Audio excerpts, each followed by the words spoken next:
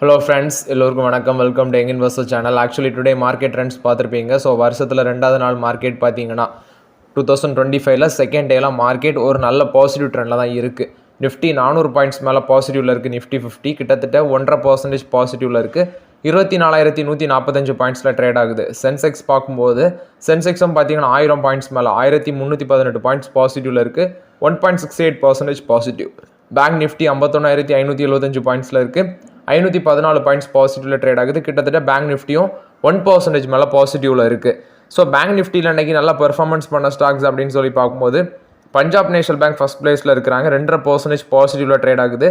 Kotak Mahindra Bank, Federal Bank, IndusInd Bank இவங்க எல்லாமே ஒரு நல்ல பெர்ஃபார்மன்ஸில் இருக்கிறாங்க. So Axis Bank, State Bank of India, HDFC Bank இதெல்லாம் ஒரு 1% அந்த ரேஞ்சில் பாசிட்டிவில் இருக்குது. Canara Bank, IDFC First Bank, ICICI Bank இதெல்லாம் ஃப்ளாட் பாசிட்டிவில் இருக்குது. ஏயு ஸ்மால் ஃபைனான்ஸ் பேங்க்கும் பேங்க் ஆஃப் பரோடாவும் பார்த்தீங்கன்னா பேங்க் நிஃப்டியில் நெகட்டிவில் ட்ரேட் ஆகுறாங்க. ஸோ இதில் வந்து ஃபஸ்ட்டு பிளேஸில் இருக்கிறது இன்றைக்கி பேங்க் நிஃப்டியில் வெல் பெர்ஃபார்மிங்னா பஞ்சாப் நேஷனல் பேங்க், அதுக்கு அடுத்தபடியாட்டு கோட்டக் மஹிந்திரா பேங்க் இருக்கிறாங்க. ஃபஸ்ட்டு பார்த்தீங்கன்னா ஐடிசி. ஸோ ஆக்சுவலி ஐடிசி பார்த்தீங்கன்னா அந்த எஃபெக்டிவ் டேட் கம்ப்ளீட் ஆகிடுச்சு January 1. ஸோ நீ ரெக்கார்ட் டேட் January 6.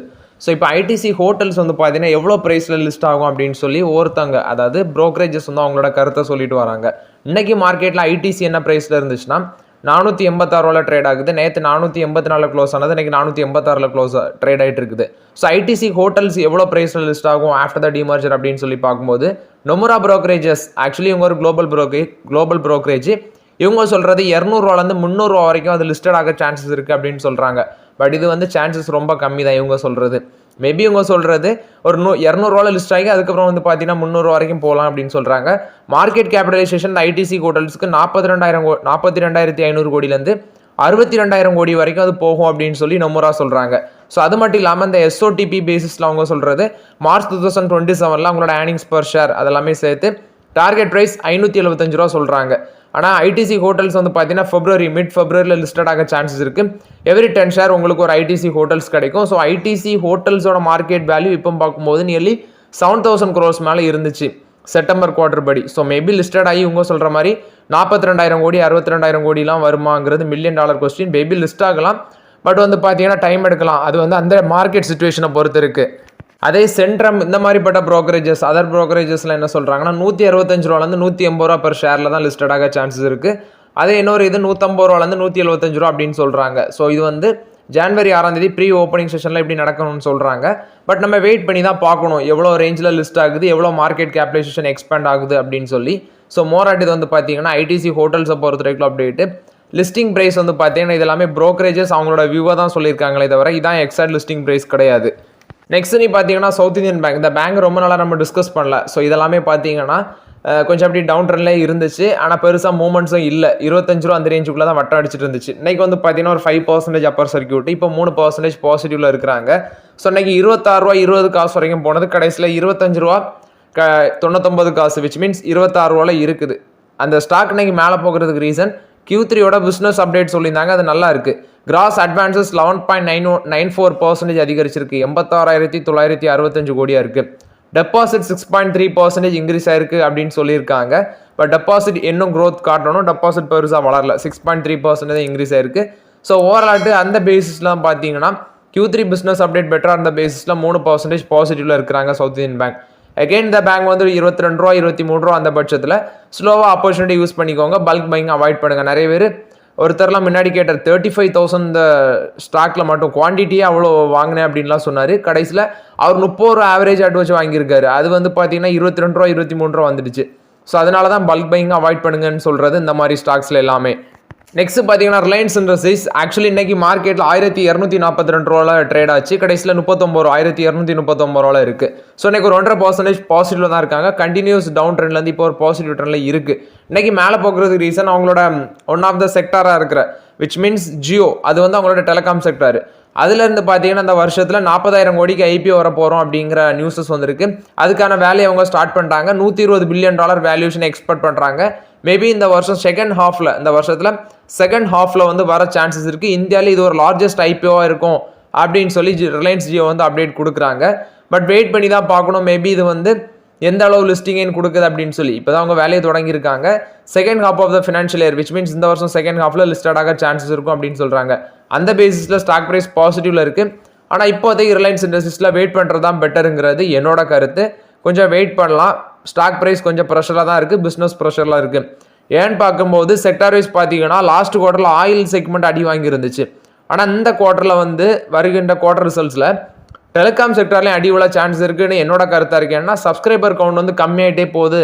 நேற்று வர ஒரு வீடியோ பார்த்தா அதில் ஏர்டெல், வோடோஃபோனு, அது மாதிரி ஜியோ இவங்களோட சப்ஸ்கிரைபர் கவுண்ட் எல்லாமே குறையுது. ஆனால் ப்ரைஸ் வந்து ப்ரைஸ் வார், விச் மீன்ஸ் இவங்க 3 பேருமே டிஃப்ரெண்ட் ப்ரைஸஸ் வச்சுருக்கிறதுனால ப்ரைஸ் ஹையாக இருக்கிறதுனால நிறைய பேர் பிஎஸ்என்எல் நோக்கி போகிறாங்க அப்படிங்கிற நியூஸஸ் எல்லாமே இருக்குது. ஆனால் ரிலையன்ஸ் ரீட்டெயிலும் பார்த்தீங்கன்னா ஃப்ளாட்டாக தான் இருந்துச்சு. ஸோ அவங்க என்ன மாதிரி போஸ்ட் பண்ண போகிறாங்க அப்படின்னு தெரியல. அதனால் இப்போதே வெயிட் பண்ணுங்கள். நெக்ஸ்ட் குவார்ட்டர் ரிசல்ட்ஸை பார்த்துட்டு நம்ம ரிலையன்ஸ் இண்டஸ்ட்ரீஸில் டிஸ்கஸ் பண்ணலாம். நெக்ஸ்ட் பார்த்தீங்கன்னா அசோக் லைலாண்ட் 233 ரூபாய்க்கு இன்னைக்கு போச்சு. 5% பாசிட்டிவ்ல இருக்காங்க அசோக் லைலாண்ட். இதுக்கு ரீசன் பார்த்தீங்கன்னா அவங்களோட சேல்ஸ் நல்லா இருந்துச்சு. டிசம்பர் மந்த் சேல்ஸ் பார்க்கும்போது டொமஸ்டிக் சேல்ஸ் 4% இன்க்ரீஸ் ஆயிருக்கு. 15,713 யூனிட்ஸ் விற்றுருக்காங்க. மீடியம் அண்ட் கமர்ஷியல் வெஹிக்கிள்ஸ் சேல்ஸும் பார்த்தீங்கன்னா அதிகரிச்சிருந்து. லைட் கமர்ஷியல் வெஹிக்கிள் சேல்ஸும் பார்த்தீங்கன்னா ஒரு ஃப்ளாட்டாக இருந்துச்சு. ஒரு 4 யூனிட்ஸ் வந்து பார்த்தீங்கன்னா சேல்ஸ் வந்து அதிகரிச்சிருக்கு. அந்த பேசிஸில் இன்னைக்கு அசோக் லைலாண்டோட ஸ்டாக் ப்ரைஸ் வந்து பார்த்தீங்கன்னா 5% பாசிட்டிவ்ல இருந்தாங்க. ரீசன் அவங்களோட டிசம்பர் மந்த் சேல்ஸ் வந்து பார்த்தீங்கன்னா அதிகரிச்சிருந்துச்சு.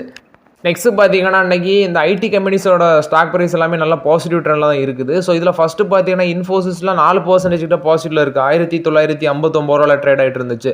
அதே மாதிரி டிசிஎஸ் 1.5% பாசிட்டிவ்ல இருந்துச்சு. விப்ரோ ஒரு ஃப்ளாட் பாசிட்டிவ்ல இருந்துச்சு. அதே மாதிரி ஹெச்எல் டெக் மஹிந்திராலாம் ட்ராக் பண்ணல. மேபி அதுவும் பாசிட்டிவ்ல தான் இருக்க சான்சஸ் அதிகமாக இருக்குது.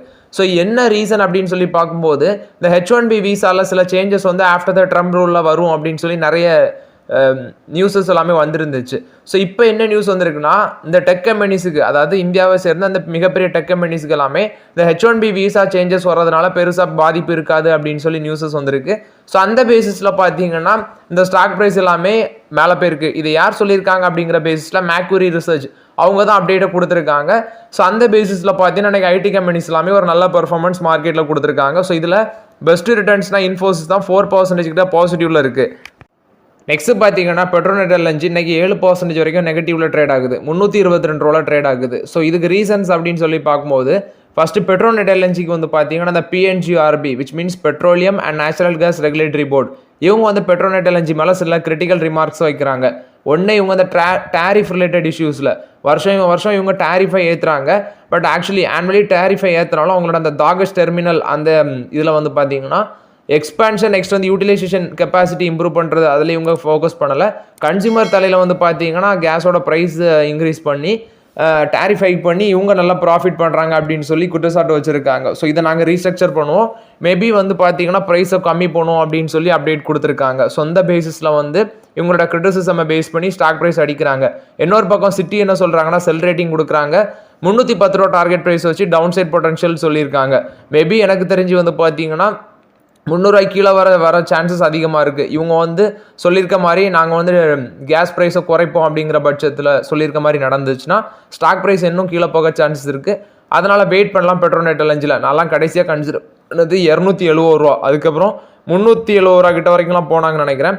இப்போ வந்து பார்த்தீங்கன்னா 322 ரூபாயில் இருக்குது. அவங்களோட ஹை பார்க்கும்போது 52 ஹை 384 ரூபா, அதுலேருந்து இப்போ 322 ரூபாய்க்கு வந்திருக்காங்க. வெயிட் பண்ணலாம், ஆப்பர்ச்சுனிட்டி வரும்போது எகெயின் வந்து கன்சிடர் பண்ணலாம். ஸோ ஓவரால் இது வந்து பார்த்தீங்கன்னா பெட்ரோநெட் எல்என்ஜியை பொறுத்த வரைக்கும் அப்டேட்டு. நெக்ஸ்ட் இன்னைக்கு பெர்ஃபார்மன்ஸ் அப்படின்னு சொல்லி பார்க்கும்போது சிமெண்ட் செக்டார் தான் வெல் பெர்ஃபார்மன்ஸில் இருக்குது.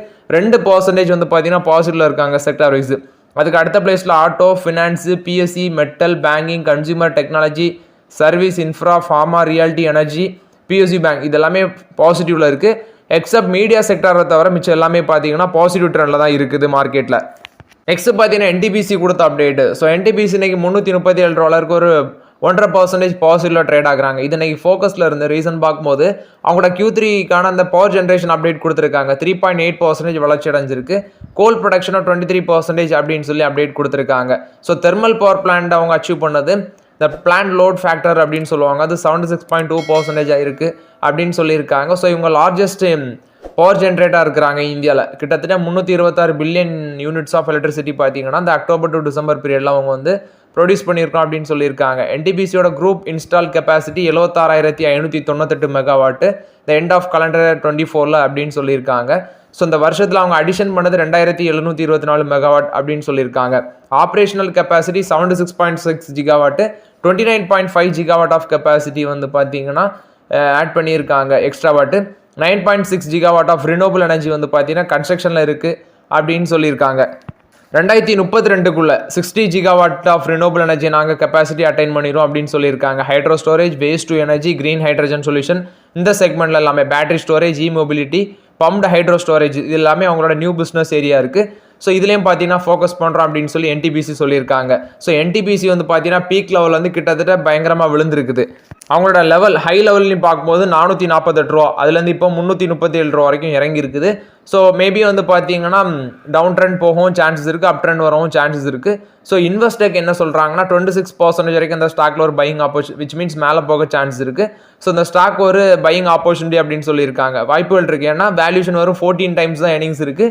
இந்தியாவில் லார்ஜஸ்ட் பவர் ஜென்ரேட்டிங் கம்பெனி அப்படின்னு சொல்லலாம். ஸோ ஓவராட்டு 421 ரூபா பார்த்தீங்கன்னா ஆக்சுவலி அவங்க வந்து 457 ரூபா டார்கெட் ப்ரைஸ் சொன்னாங்க. இப்போ அதை வந்து 421 ரூபாய்ட்டு குறைக்கிறாங்க. 26% வரைக்கும் அப்சைட் போகும் அப்படின்னு சொல்லி NTPCக்கு அப்டேட் கொடுத்துருக்காங்க. ஸோ ஓவரால் இது வந்து NTPCயில் வந்து அப்டேட்டு. நெக்ஸ்ட் அம்புஜா சிமெண்ட்ஸும் வந்து பார்த்தீங்கன்னா அந்த அதானியும் வந்து மெர்ஜர் பண்ணுறாங்க. ஸோ அந்த மெர்ஜருக்கு வந்து பார்த்தீங்கன்னா BSc NSC வந்து நோ அப்ஜெக்ஷன் சர்டிஃபிகேட்டை இஷ்யூ பண்ணியிருக்காங்க அப்படின்னு சொல்லியிருக்காங்க. ஸோ ஓவரால் இது வந்து அம்புஜா சிமெண்ட்ஸ் அதானி சிமெண்ட்ஸில் வந்து அப்டேட்டு. நெக்ஸ்ட் பார்த்தீங்கன்னா ஈச்சர் மோட்டார்ஸ் ஆக்சுவலி இன்னைக்கு ராக்கெட் வேகத்தில் மேலே போனாங்க. கிட்டத்தட்ட 8% வரைக்கும் பாசிட்டிவ் போனது. 5,323 ரூபா போனது 5,271 ரூபாவில் ட்ரேட் ஆகுது. இப்போ 7% மேலே பாசிட்டிவ்ல இருக்கிறாங்க. இதுக்கு ரீசன் இது ஒரு life time high Eicher Motors இன்னைக்கு டச் பண்ணது. ரீசன் பார்த்தீங்கன்னா அவங்களோட டிசம்பர் மந்த் சேல்ஸ் வந்து 25% வளர்ச்சி அடைஞ்சிருக்கு. 79,466 யூனிட்ஸ் விற்றுருக்காங்க.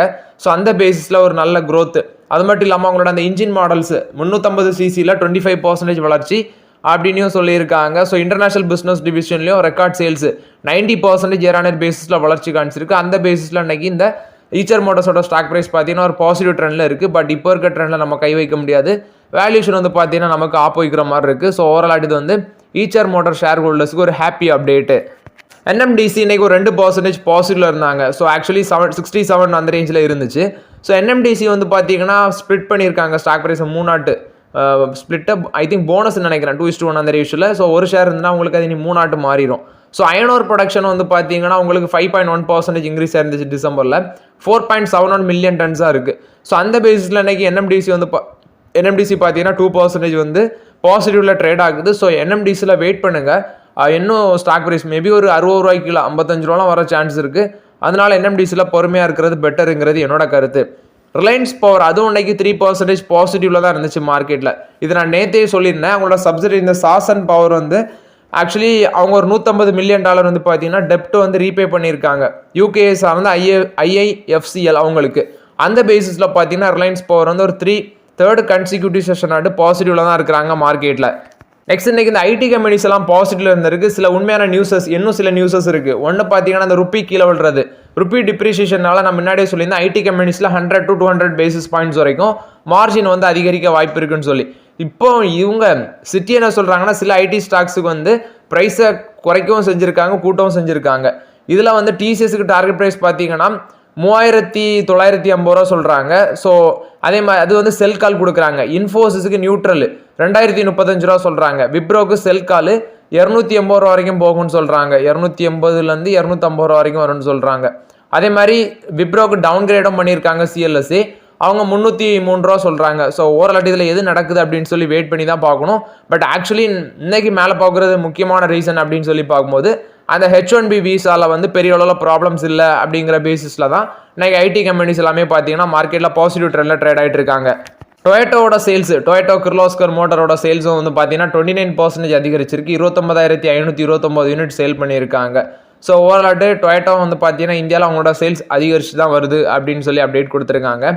நெக்ஸ்ட் இன்னைக்கு இந்த பஜாஜ் ஃபினான்ஸ் ஷேர் வந்து 5% மேலே போயிருந்துச்சு. அதுக்கு சிட்டி வந்து பைக்கால் கொடுத்துருக்காங்க. Q3ல அவங்களோட பிஸ்னஸ் அப்டேட் நல்லா இருக்கும் அப்படின்னு சொல்லி. ஸோ ஒரு 17% மேலே போகும், 8,150 ரூபா வரைக்கும் அந்த ஸ்டாக் ப்ரைஸ் போகும் அப்படின்னு சொல்லி அப்டேட் சொல்லியிருக்காங்க பஜாஜ் ஃபினான்ஸுக்கு. இது பஜாஜ் ஃபினான்ஸை பொறுத்த வரைக்கும் update.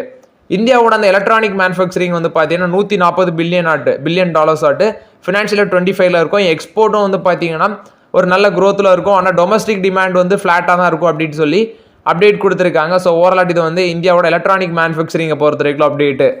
So okay friends, actually இந்த வீடியோவில் சில இம்பார்ட்டன்ட் அப்டேட்ஸ் எல்லாமே டிஸ்கஸ் பண்ணோம். அந்த வீடியோ உங்களுக்கு பயனுள்ளதாக இருக்கும்னு நினைக்கிறேன். பயனுள்ளதாக இருந்துச்சுன்னா லைக் பண்ணுங்கள், சப்ஸ்கிரைப் பண்ணுங்கள், கமெண்ட் பண்ணுங்கள். Okay friends, thank you.